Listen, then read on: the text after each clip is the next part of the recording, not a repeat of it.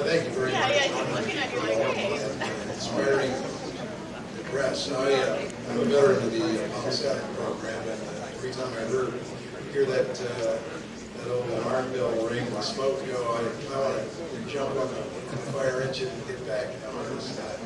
I've been on the space program for about 30 years, but I'll tell you, Buzz talks about reusing some of those audio modules. I'm right there.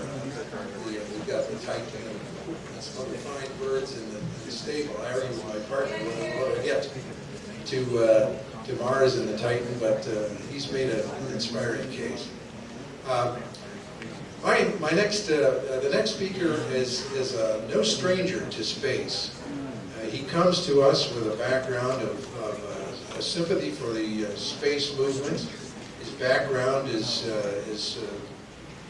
in aeronautics. He's on the board of directors of the Embry-Riddle School of Aviation, and he worked with our L5 Tucson Society in the drafting of a very significant piece of legislation. His staff was supplied the genius necessary to put together the Launch Services Purchase Act, which will be a major step, or is a major step, toward the privatization of procurement in space services. This takes some of the burden off the federal government to get civilian firms into the space business. He has championed free enterprise in space and other fields ever since his election in 1987, and certainly stands as a representative of Southern Arizona in all of these fields. He is here tonight to address the conference, and without further ado, it gives me great pleasure to introduce our next speaker, Congressman Jim Kolbe.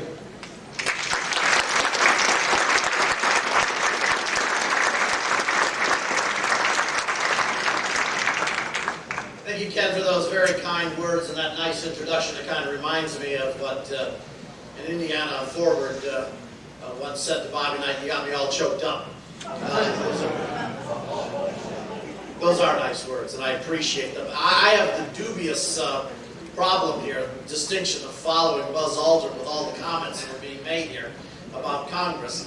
And I have to tell you, I think most of them are quite justified, certainly not just of Congress, but of the bureaucracy that we have in space. But enough of that for the moment. I also got to fly in today, returning from Washington, D.C. I may not spend not that much time in space, but I sure spent a lot of time in the air. I can look down now on every farm between here and Washington, D.C. and tell what crop they planted this year, whether they changed anything from the previous year. But I flew in on the same flight today with Buzz Aldrin, and the flight was quite smooth, and guess what? We arrived early. Now, that doesn't happen to me on most of my flights, so I better figure out a way to get Buzz on more of my planes. You might just think that the pilots up there were kind of paying special attention to the flight today. All I think there was. Of course, he was up there in first class, and I'm not sure, considering what he's flown on the Apollo, why he wouldn't want to be back in coach, feeling much more comfortable in the cramped seats that they have back there in coach.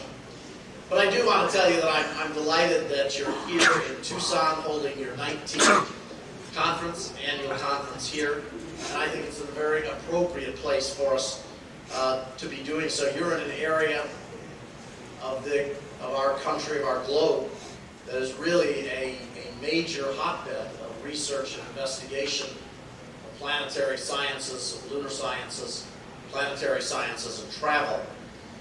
It's one of the few places where I think you bring together academia, U.S. government, and some real interest in the private sector that all are focused on the same thing of trying to bring about space travel. And of course, I might add that by holding the conference here in May, you're holding it at a time when you can try to imagine how man might survive on places like Venus or Mercury. By the way, for those of you that are not from Southern Arizona, all of you are space aficionados, so you probably might know this, but something that's a little bit of geography. We're meeting just 150 miles northeast of the Pinacate Volcanic Crater Range, which was the home for the training missions for the Apollo astronauts. That also happens to be where the movie Close Encounters of the Third Kind was filmed. For those of you that have a day on your hand, I hardly recommend a visit, though you might want to do most of your outdoor work in the early morning hours there. The Pinacate, of course, is in Sonora, Mexico, our sister state, just to the south of us here.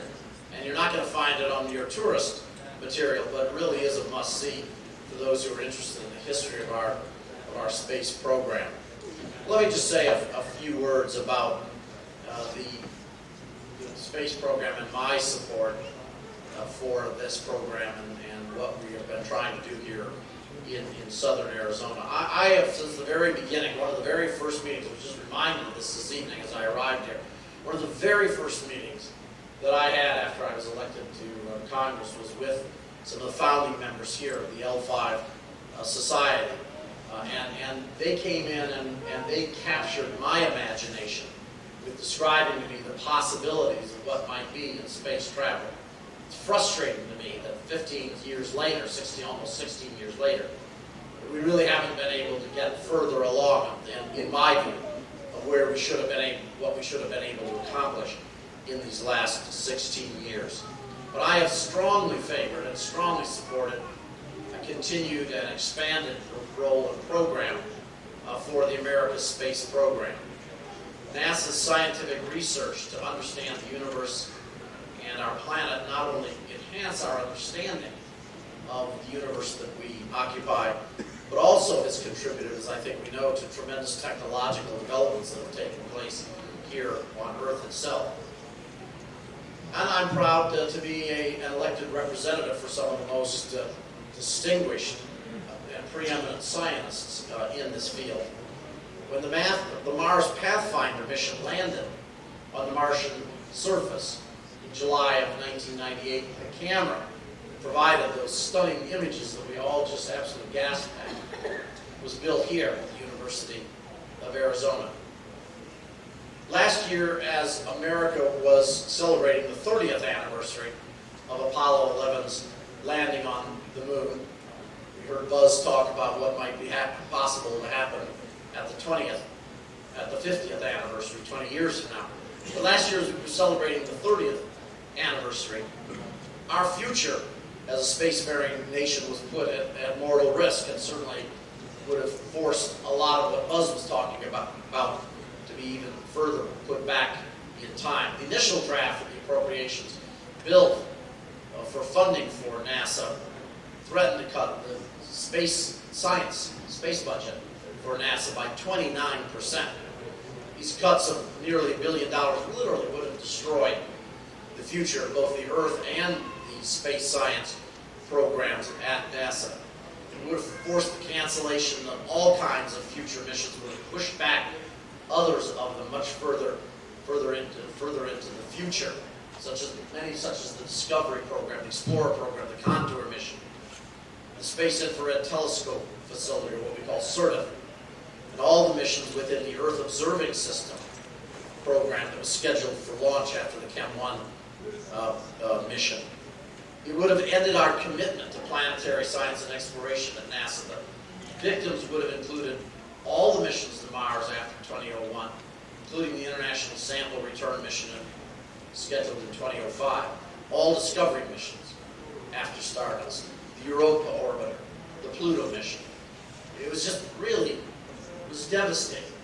What we had left was really little more than a placeholder in our NASA budget, and a far cry from where we were just a couple of 2-3 decades ago with the great mission to send man to the moon.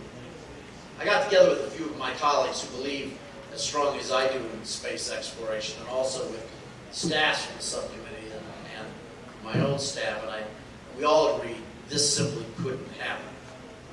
So we gave some orders to our staff to make sure that didn't happen, and we began to mobilize people like some in this room and others to mobilize some phone calls, some political maneuvering, some strategy sessions.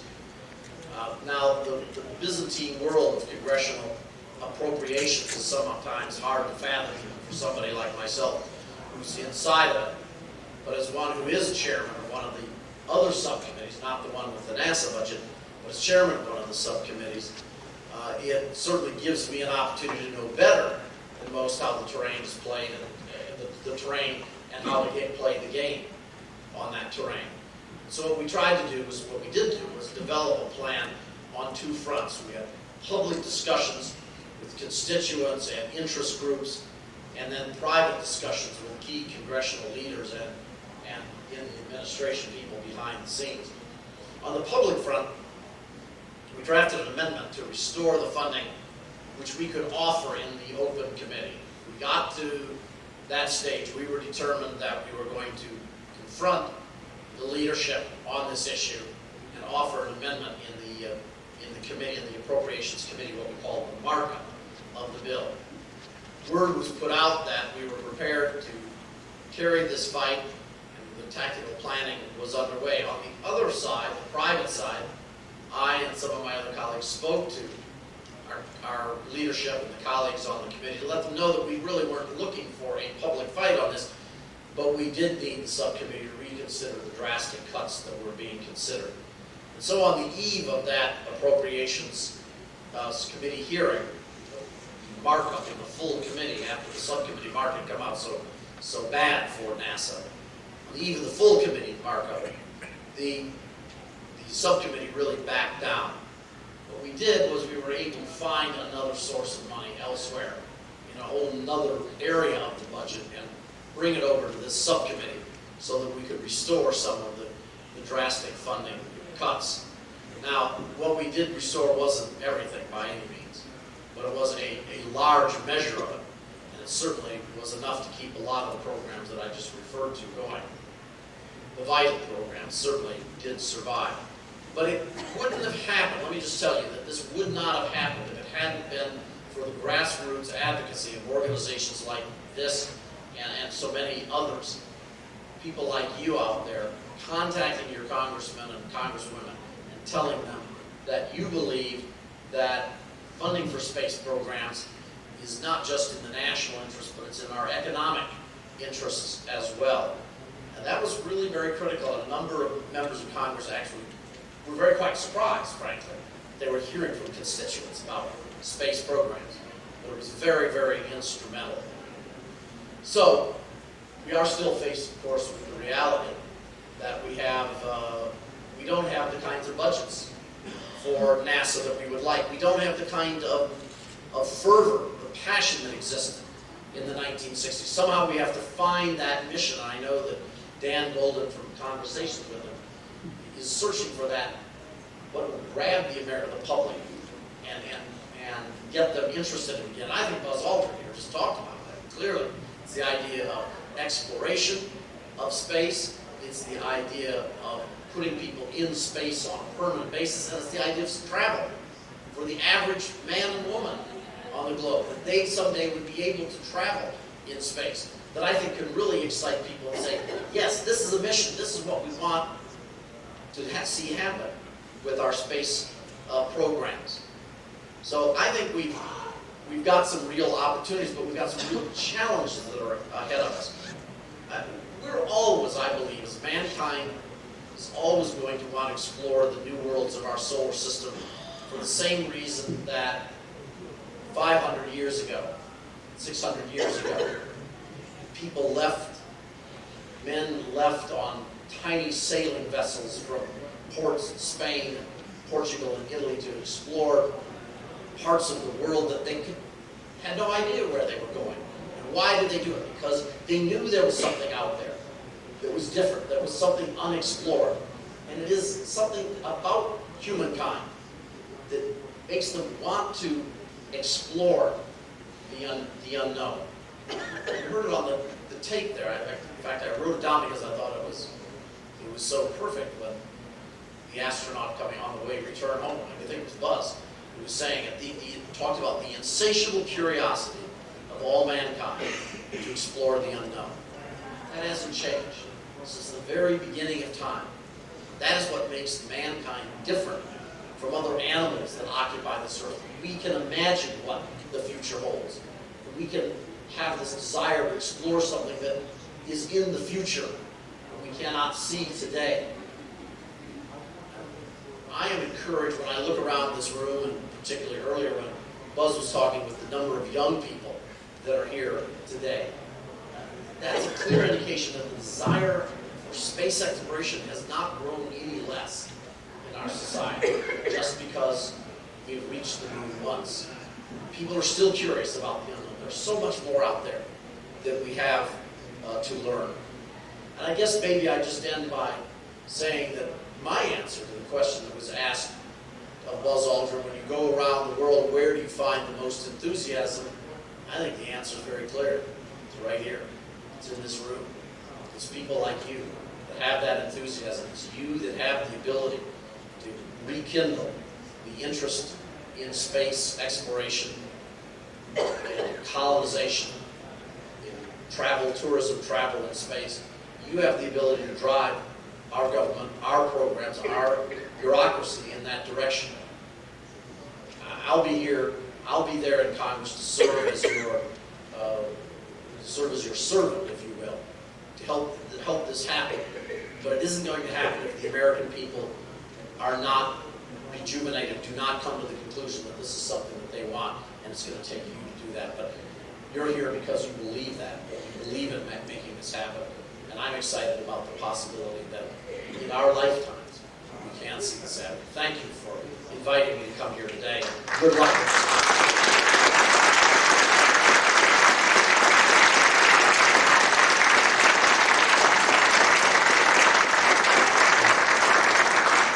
Thanks very much.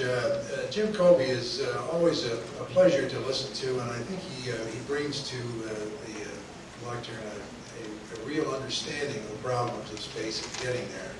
This concludes the formal addresses, and we declare the Space Fair officially open. Tom, are you going to close here?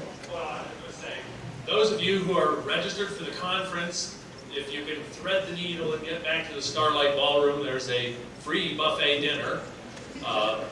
Those of you who are guests from Tucson at the conference, feel free to enjoy the Space Fair. And if you wish to register for the conference, we do have a registration table out there, but all the activities are free tonight.